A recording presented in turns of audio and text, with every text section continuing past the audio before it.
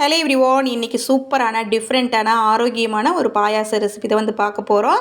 ரெண்டே இன்க்ரீடியண்ட் தான் இதுக்கு முக்கியமான தேவை. பச்சை பயிர் எடுத்து ட்ரை ரோஸ்ட் பண்ணி மிக்சியில் ஒன்றா ரெண்டாக குறகுறப்பாக அரைச்சி எடுத்து வச்சுக்கோங்க. ஒரு குக்கரில் 1 ஸ்பூன் நெய் ஊற்றி 10 முந்திரி வந்து ரோஸ்ட் பண்ணி எடுத்து வச்சுக்கோங்க. அது கூடயே இன்னொரு ஸ்பூன் நெய் ஊற்றி கோதுமை ரவை 1 கப் எடுத்து அதையும் வந்து ரோஸ்ட் பண்ணி எடுத்ததுக்கப்புறம் நம்ம அரைச்சி வச்சுருக்கக்கூடிய அந்த பச்சை பயிரையும் இது கூட ஆட் பண்ணிவிட்டு 4 கப் தண்ணி ஊற்றி நல்லா 3 விசில் விட்டு நல்லா வேக வச்சு எடுத்து வச்சுக்கோங்க.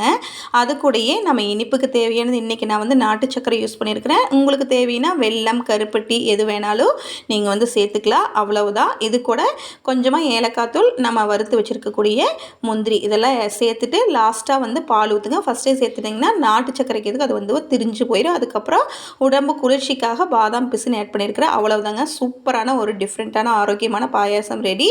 ட்ரை பண்ணி பாருங்கள். பிடிச்சிருந்தா நம்ம வீடியோக்கு ஒரு லைக் பண்ணிக்கோங்க.